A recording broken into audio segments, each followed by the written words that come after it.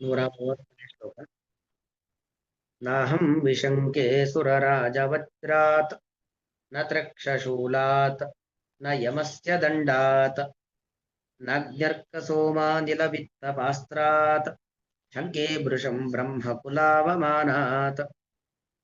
ನ ಅಹಂ ವಿಶಂಕೆ ಸುರರಾಜವಜ್ರಾತ್ ನ ತ್ರಕ್ಷಶೂಲಾತ್ ನ ಯಮಸ್ಯ ದಂಡಾತ್. ಅಲ್ಲಿ ನೋಡಿ, ವಜ್ರಾತ್ ಪ್ಲಸ್ ನ, ವಜ್ರಾನ್ನ ಅನುನಾಸಿಕ ಸಂಧಿಯಾಗಿದೆ. ಹಾಗೆ ತ್ರಕ್ಷಶೂಲಾತ್ ನ, ಶೂಲಾನ್ನ ಅತರ. ಯಮಸ್ಯ ದಂಡಾತ್ ನ ಅಗ್ನ್ಯರ್ಕ ಸೋಮಾನಿಲ ವಿತ್ತಪಾಸ್ತ್ರಾತ್. ಅದು ದ್ವಂದ್ವ ಸಮಾಸ ಆಗಿದೆ. ಅಗ್ನಿ, ಅರ್ಕ, ಸೋಮ, ಅನಿಲ, ವಿತ್ತಪ ಇವರುಗಳ ಅಸ್ತ್ರ ಅಂತ ಅರ್ಥ. ಹಾಗಾಗಿ ಒಂದೇ ಶಬ್ದ. ಅಗ್ನ್ಯರ್ಕ ಸೋಮಾನಿಲ ವಿತ್ತಪಾಸ್ತ್ರಾತ್ ಶಂಕೆ ಭೃಶಂ ಬ್ರಹ್ಮಕುಲಾವಮಾನಾತ್. ಅಂದ್ರೆ ಇದು ಪ್ರಕರಣ ಮಹನ್ನಿಂದಾವರ್ಜನ ಪ್ರಕರಣ. ಮಹಾತ್ಮರನ್ನ ನಿಂದನೆ ಮಾಡಬಾರದು ಅನ್ನೋದನ್ನ ತೋರಿಸಿಕೊಡ್ತಾ ಇದ್ದಾರೆ. ಇದು ದಶಮ ಸ್ಕಂದದ ಶ್ಲೋಕ. ರಘುಗಣರಾಜ ಹೇಳತಕ್ಕಂಥ ಮಾತು. ಒಮ್ಮೆ ರಘುಗಣರಾಜನ ಪಲ್ಲಕ್ಕಿಯನ್ನ ಹೊರಬೇಕಾದ ಪ್ರಸಂಗ ಭರತನಿಗೆ ಬರುತ್ತೆ. ಭರತ ಅಂದ್ರೆ ಜಡಭರತ. ಮೊದಲು ಸಮಸ್ತ ಭೂಮಂಡಲವನ್ನ ಆಳಿರ್ತಕ್ಕಂಥ ಭರತ ಚಕ್ರವರ್ತಿ ತನ್ನ ಮಕ್ಕಳಿಗೆ ಎಲ್ಲಾ ಭೂಮಂಡಲವನ್ನ ಕೊಟ್ಟು ಕಾಡಿಗೆ ಸಾಧನೆ ಮಾಡಬೇಕು ಅಂತ ಹೋಗ್ತಾನೆ. ಆಕಸ್ಮಿಕವಾಗಿ ಒಂದು ಜಿಂಕೆಯನ್ನ ಸಾಕಬೇಕಾದ ಪರಿಸ್ಥಿತಿ ಬಂದು ಆ ಜಿಂಕೆಯನ್ನ ವಿಪರೀತವಾಗಿ ಹಚ್ಚಿಕೊಂಡು ಸಾಯುವ ಸಂದರ್ಭದಲ್ಲೂ ಜಿಂಕೆ ಸ್ಮರಣೆಯಿಂದಲೇ ಸಾಯ್ತಾನೆ. ಮರುಜನ್ಮ ಜಿಂಕೆಯಾಗಿ ಹುಟ್ಟು ಬಿಡ್ತಾನೆ. ಆ ಜಿಂಕೆಯಾಗಿ ಹುಟ್ಟಿದಾಗ ಜಾತಿ ಸ್ಮೃತಿ ಇರುತ್ತೆ. ಜಾತಿ ಸ್ಮೃತಿ ಅಂದ್ರೆ ಪೂರ್ವ ಜನ್ಮದ ಸ್ಮರಣೆ, ಹಿಂದೆ ನಾನೇನಾಗಿದ್ದೆ ಅಂತಕ್ಕಂಥ ಸ್ಮರಣೆ ಇರುತ್ತೆ. ಹಾಗಾಗಿ ಬಹಳ ಒಂದು ಅಂತರ್ಮುಖಿಯಾಗೇ ಇದ್ದು ಆ ಜಿಂಕೆ ಜನ್ಮವನ್ನ ಬಿಟ್ಟು ಮತ್ತೆ ಮುಂದಿನ ಜನ್ಮದಲ್ಲಿ ಒಬ್ಬ ಯೋಗಿಯಾಗಿ ಹುಟ್ಟುತ್ತಾನೆ. ಆ ಒಂದು ಜಡ ಕಲ್ಲಿನಂತೆ ಬದುಕ್ತಾ ಇರ್ತಾನೆ. ಮಳೆ ಬಂದ್ರೆ ಒದ್ದೆ ಗೊತ್ತಾಗಲ್ಲ, ಬಿಸಿಲು ಆ ಉಷ್ಣತೆ ಗೊತ್ತಾಗಲ್ಲ, ತಂಪು ಗಾಳಿ ಚಳಿ ಗೊತ್ತಾಗಲ್ಲ. ಹೀಗೆ ಏನು ಪ್ರಾಕೃತ ವಿಷಯ ಪದಾರ್ಥಗಳಿಂದಾಗಿ ವಿಕಾರವೇ ಗೊತ್ತಾಗದವನಂತೆ ಬದುಕ್ತಾ ಇರ್ತಾನೆ. ಅವನಿಗೆ ಏನು ಹೆಸರು ಕೂಡ ಇರೋದಿಲ್ಲ. ಹಾಗಾಗಿ ಜಡದಂತೆ ಇದ್ದಂತ ಭರತ, ಮೊದಲು ಭರತನಾಗಿದ್ದಲ್ಲ, ಅವನು ಜಿಂಕೆಯಾಗಿ ಮತ್ತೆ ಹುಟ್ಟಿದ್ದಾನೆ. ಜಡ ಭರತ ಅಂತಾನೆ ಅವನಿಗೆ ಹೆಸರು ಬಂದಿರುತ್ತೆ. ಒಮ್ಮೆ ಆ ರಘುಗಣ ಅಂತ ರಾಜ, ಆ ರಾಜನ ಪಲ್ಲಕ್ಕಿ ಹೊರಲಿಕ್ಕೆ ಜನ ಕಡಿಮೆ ಆದಾಗ, ಯಾಕೆ ಪಲ್ಲಕ್ಕಿ ಹೊರೋರಂತ ಅಷ್ಟಪುಷ್ಟವಾಗಿರ್ಬೇಕು, ಗಟ್ಟಿಮುಟ್ಟಾಗಿರ್ಬೇಕು. ಇವನೆಲ್ಲೋ ಕಾಡಲ್ಲಿ ತಿರುಗಾಡ್ತಾ ಇರ್ತಾನೆ. ಆ ರಘುಗಣ ರಾಜನ ದೂತರು ಇವನೇ ಪಲ್ಲಕ್ಕಿ ಹೊರಲಿಕ್ಕೆ ಸರಿ ಇದ್ದಾನೆ ಅಂತ ತಂದು ಇವನನ್ನ ಪಲ್ಲಕ್ಕಿ ಹೊರಲಿಕ್ಕೆ ಅಂತ ನಿಲ್ಲಿಸ್ತಾರೆ. ಪಲ್ಲಕ್ಕಿ ಹೊರಲಿಕ್ಕೆ 4 ಜನ ಇರ್ತಾರೆ.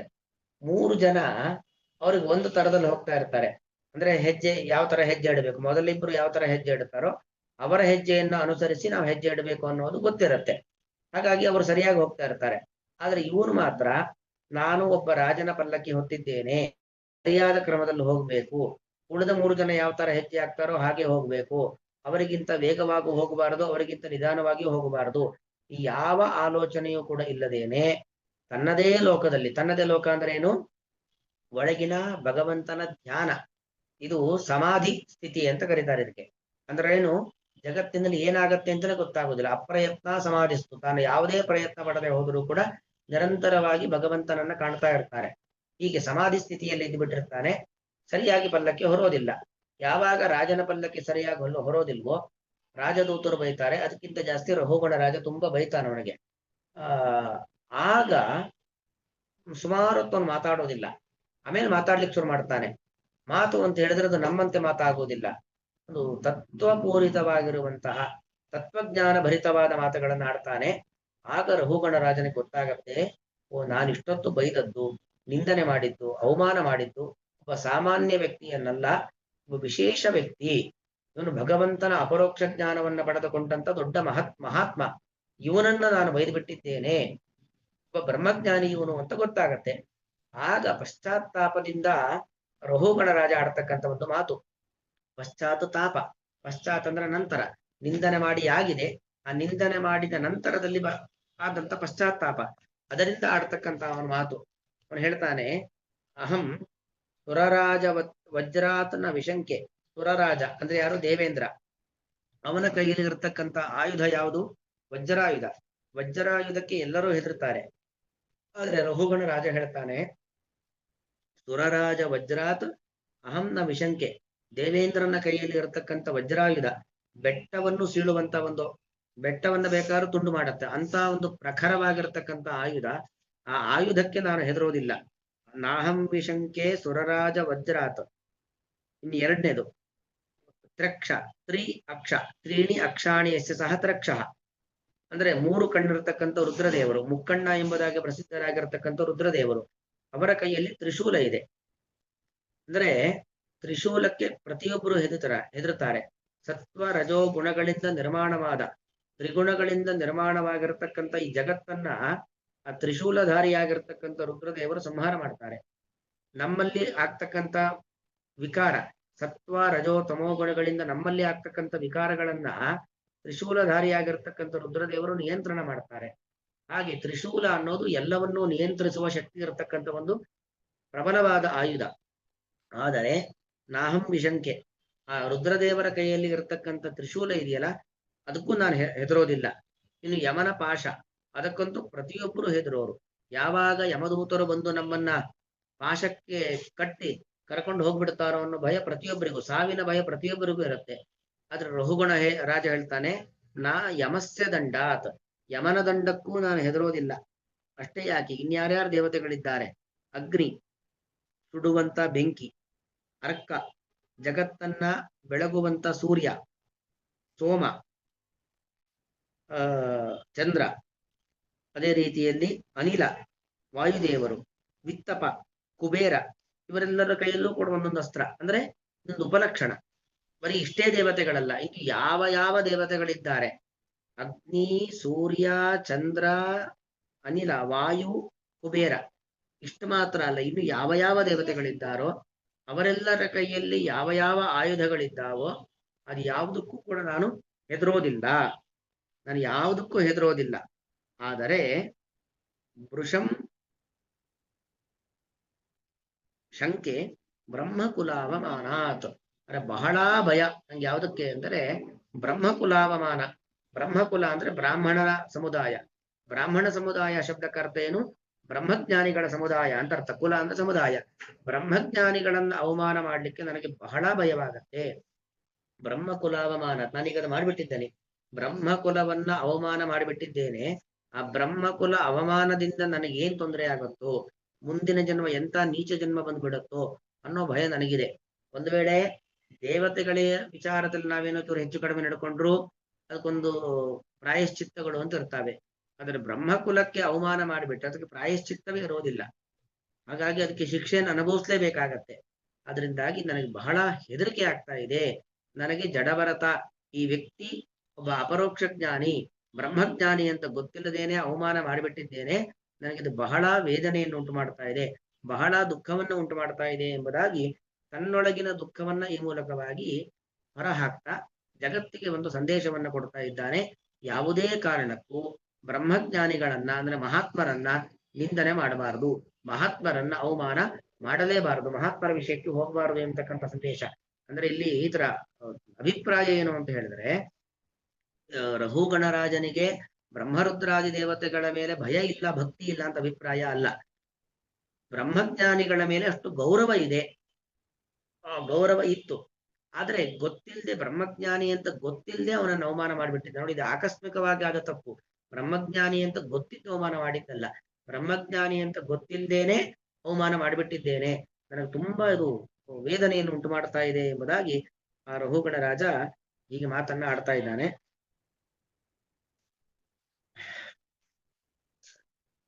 ವ್ಯಾಖ್ಯಾನ: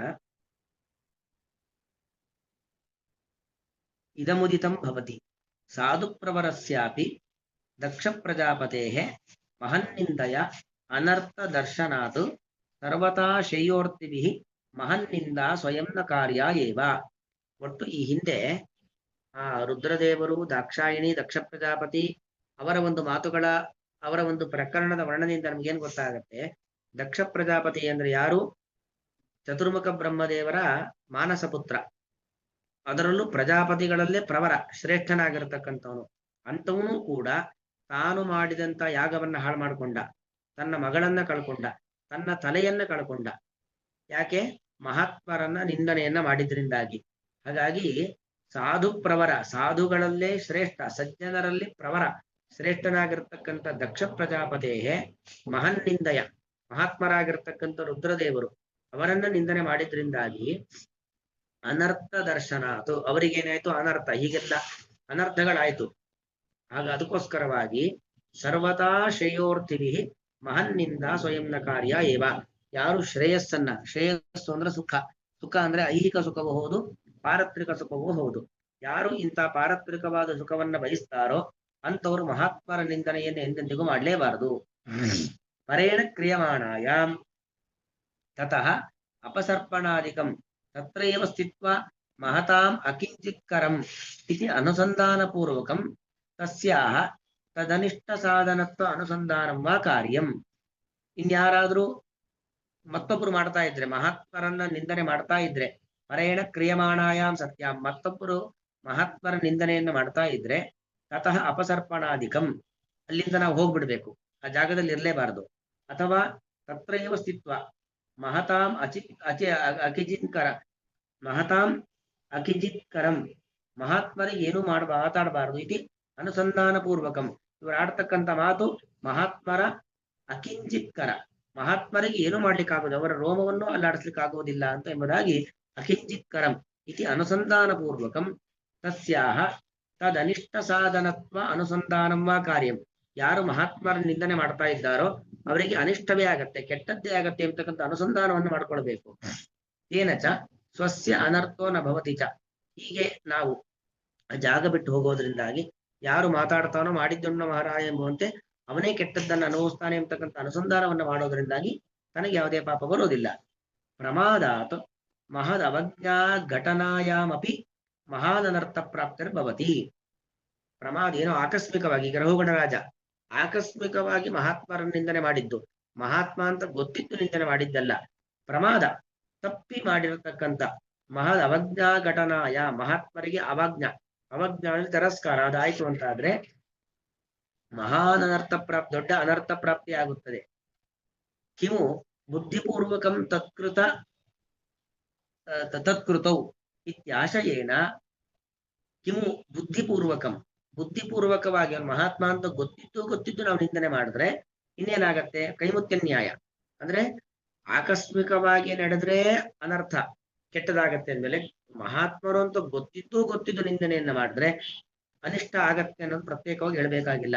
ಕಿಮು ಬುದ್ಧಿಪೂರ್ವಕಂ ತತ್ಕೃತೌ ಇತ್ಯಾಶಯೇನ, ತತ್ಕೃತಾವಿತ್ಯಾಶಯೇನ, ಅಲ್ಲಿ ಅವ್ಗೆ ಆವಾದೇಶ ವಾಂತಾದೇಶ ಸಂಧಿಯಾಗಿದೆ.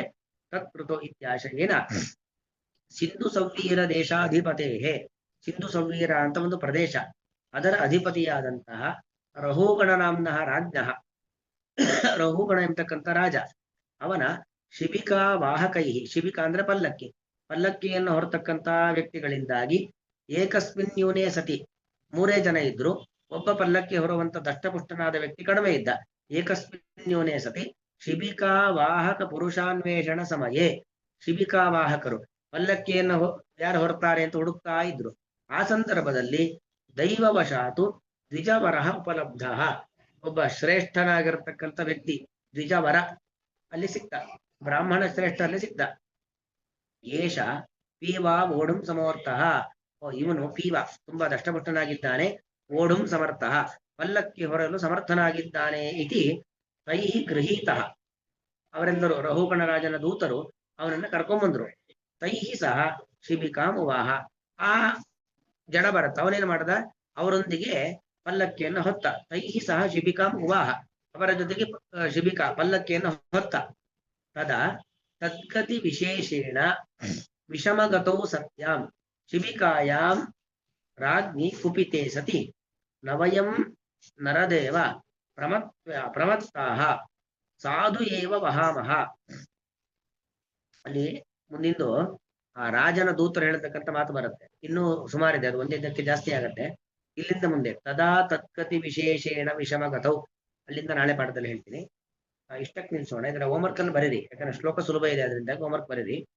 ಅಹಂ ನಾನು ಸುರರಾಜವಜ್ರಾತ್ ನ ವಿಶಂಕೆ, ತ್ರಕ್ಷಶೂಲಾತ್ ನ ವಿಶಂಕೆ, ಯಮಸ್ಯ ದಂಡಾತ್ ನ ವಿಶಂಕೆ, ಅಗ್ನಿ ಅರ್ಕ ಸೋಮ ಅನಿಲಾ ವಿತ್ತಪಾಸ್ತ್ರಾತ್ ನ ವಿಶಂಕೆ, ಪರಂತು ಬ್ರಹ್ಮಕುಲಾವಮಾನಾತ್ ಭೃಶಂ ಶಂಕೆ ಆತರ ಅನ್ವಯವನ್ನು ಮಾಡಿಕೊಂಡು ಅರ್ಥ ಬರೀರಿ.